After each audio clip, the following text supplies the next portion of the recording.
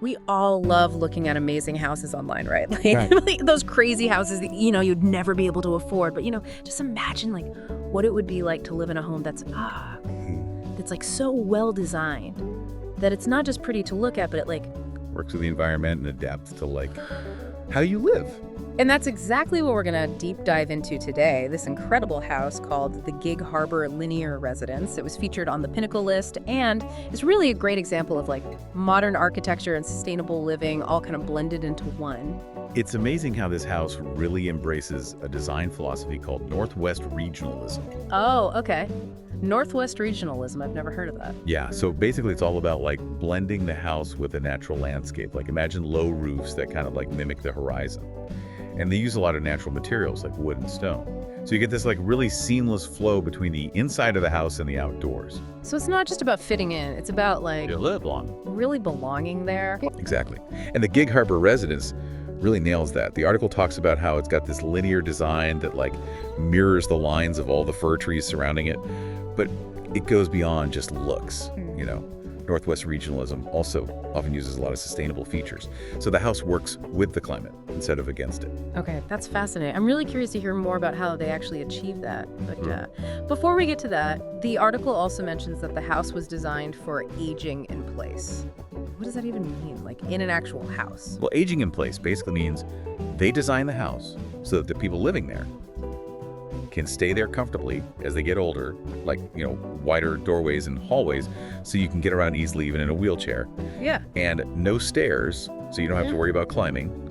And bathrooms that are super easy to use. So they're already thinking ahead to the future, making sure the house can adapt to them. Exactly. It's about being able to live comfortably and independently for as long as possible. I love that idea. It's like they're not just thinking about right now, but also like years down the road. Yeah, and what's really cool is that they managed to include all these aging in place features without sacrificing any of the style or elegance, like those huge glass walls you see in the pictures. Not only do they bring in tons of natural light, but they also give you these incredible views of the forest. And that's something that can bring joy to anyone, no matter how old they are or what their physical abilities are. Oh man, those views sound incredible. And speaking of connecting with nature, the article mentions an open meadow area that's specifically designed for the family's active lifestyle. So it sounds like they found a way to balance the peacefulness of nature with, actually having space to do stuff. Yeah, that's a really important part of Northwest regionalism. It's about finding that sweet spot where you can enjoy being active, but also have nature there to like calm you down and help you relax. Man, this is making me really rethink my tiny apartment in the city. Maybe I need to like add some more plants or something and create my own little oasis. Even small changes can make a big difference. But let's get back to the Gig Harbor residence for a sec and talk more about those sustainable features. Remember how we were saying that Northwest regionalism is all about working with the climate? Well, this house is a perfect example of that because it uses something called passive design. Passive design, what's that? It's kind of like, think of it as a way to use the power of the sun, the wind, and natural shade to keep the inside of the house comfortable without needing to rely on like air conditioning or tons of heating. Okay, so they're basically letting nature do all the work. Pretty much. In this case, the windows are really important. They're placed in a very specific way. Oh, so tell me more about that. So like during the winter, the big south-facing windows capture a lot of sunlight, and that naturally heats up the house. And then in the summer, there are these overhangs that provide shade, so the house doesn't get too hot. Wow, that's so smart. I'm starting to see how they managed to blend form and function so well. Yeah, it's like this perfectly choreographed dance between the house's design and the natural elements. I like that. A dance with nature. Exactly. They've really created this amazing partnership with the environment. You know what I mean? Yeah. Like it's not just about looking good, it's about working smartly and sustainably. Yeah, you got it. The Gig Harbor residence kind of flips the script on the idea that eco-friendly design can't be luxurious or stylish. Right. It's like proving that you can have it all. Exactly. And that's a pretty powerful message, right? Yeah. Especially these days when we're all trying to be more aware of our impact on the environment. For sure. It's about making choices that are good for us and good for the planet. Absolutely. And Yeah. those choices, they go beyond just the overall design. The article mentions that they use sustainable materials throughout the entire house, Yeah. like reclaimed wood or locally sourced stone, and probably even energy-efficient appliances. It makes you think, like, are there any downsides to using those kinds of materials? Like, is it harder to get them? Are they more expensive? That's a really good question, and it's something that a lot of people in the design world were talking about. Sustainable materials, they used to be kind of a niche thing, but they're getting more and more popular. Yeah. And as more people want them, we're seeing a lot more innovation, and the prices are coming down too. That's great to hear. It's like a chain reaction. Yeah.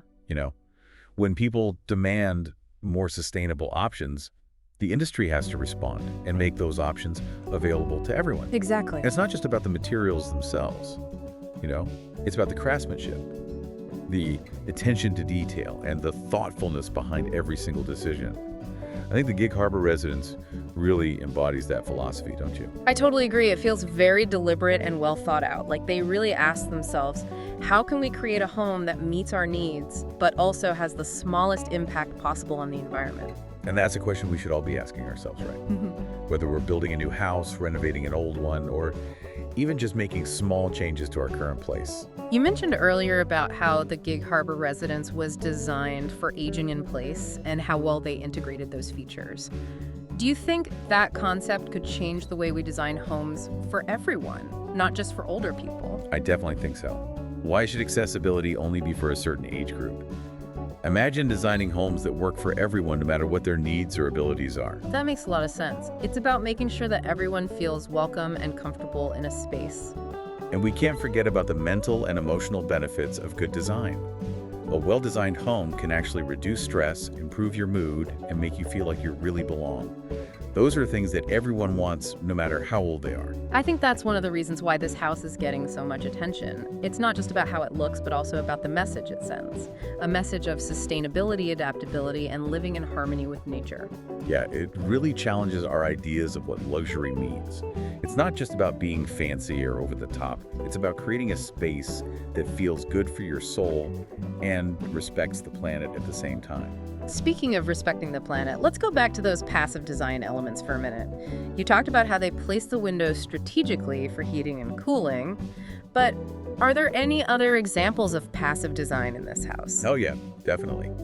The article mentions how the house is positioned on the site. It's probably designed to take advantage of natural breezes for ventilation, which means they don't need to use as much air conditioning. And I wouldn't be surprised if they also use something called thermal mass in the design. Thermal mass? I'm not sure I know what that is. Basically, it's a way to store and release heat naturally. So materials like concrete or stone, they can absorb heat during the day and then slowly release it at night, which helps to keep the temperature inside more stable. Oh, wow. So they're using the actual building materials to make the house more comfortable. It's pretty amazing how much thought goes into these designs. It really is. It shows how creative and innovative the architects and designers are. They took these basic principles of passive design and incorporated them seamlessly into the entire house. And that brings us back to Northwest regionalism, doesn't it? It's not just an aesthetic style. It's a whole way of thinking about how we design and live in our spaces in a way that respects both ourselves and the natural world. Exactly. It's about finding that balance between human needs and environmental responsibility. We've covered so much in this deep dive. We talked about design philosophy, sustainability, and even aging in place. It's clear that the Gig Harbor residence is more than just a pretty house. It's a statement. It reflects a changing world. And it shows how powerful good design can be. It shows us that we can create spaces that are both beautiful and responsible, places that are good for our well-being and good for the planet. It's definitely inspiring, but it also makes me wonder how we can apply these ideas to our own lives. How can we take these principles and use them in our own homes, even if we're not building a fancy house like the Gig Harbor residence? That's the big question, isn't it? And I think the answer is to focus on the small changes we can make, those little choices that add up to a bigger shift. Yeah, it can feel overwhelming when you think about making big changes to your home, but I guess it all starts with those little steps, right? Exactly. It could be something as simple as switching out your old light bulbs for those fancy LED ones, or maybe finally fixing that window that's been letting in all the cold air, or even just getting some more plants for your place. Bring a little bit of the outdoors inside. Ooh, I like that idea. Plants always make a room look better. And I've heard they can even help clean the air. It's all about being more aware of your surroundings and making choices that are good for you and the planet. Right. Remember those giant windows in the Gig Harbor residence? The ones that made it feel like the forest was right there in the living room? You could actually create a similar effect in your apartment by using mirrors. If you place them strategically, they can reflect natural light and make the space feel better. That's a good idea. I never thought of using mirrors like that. And what about those passive heating and cooling techniques we were talking about? Obviously, you can't redesign your whole apartment to get the most out of the sun, but you can still use those principles in smaller ways. Like you could try using thermal curtains on your windows, or just make sure you're opening and closing them at the right times to control the temperature. So it's all about being creative and finding ways to work with nature instead of fighting against it. Exactly. And it's not just about the physical space, it's also about how you live in it. The Gig Harbor residence was designed to support the family's active lifestyle. It had spaces for both moving around and relaxing. And we could all find ways to create that kind of balance in our own homes. Yeah, I'm picturing like a cozy reading nook by the window for when I want to chill out, but also having enough space to roll out my yoga mat or set up my treadmill when I need to work out. It's about making your home a place that supports your well-being on every level, physically, mentally, emotionally. And don't forget about sustainability in your everyday life too. Simple things like using less water, composting your food scraps, and being mindful of how much energy you're using. Those all add up. It's amazing how even small actions can make a big difference when we all do them together. It's like we're all connected, Definitely. So to wrap things up, I think the Gig Harbor Linear Residence is more than just a cool house. It's a reminder that design can actually make a positive impact on the world. It can inspire us to think differently about our relationship with nature and create spaces that are good for us and good for the planet. This conversation has given me so many ideas. I'm already looking at my apartment and thinking about how I can make some changes. That's great to hear. You don't have to copy the Gig Harbor residence exactly. The important thing is to take those core values of sustainability, adaptability, and connection to nature, and find ways to apply them to your own life. Absolutely. Yeah. So as you go about your day, we want you to think about your own space. What do you like about it? What could be better? How can you make it a place that truly reflects who you are and what you believe in? Remember, even small changes can have a big impact. It's all about taking those first steps, trying new things, and finding what works for you. And we hope this deep dive has inspired you to create a home that doesn't just look amazing, but also feels amazing for you and for the planet. Until next time, keep exploring, keep asking questions, and keep creating spaces that bring you joy. And don't forget to be the best version of yourself as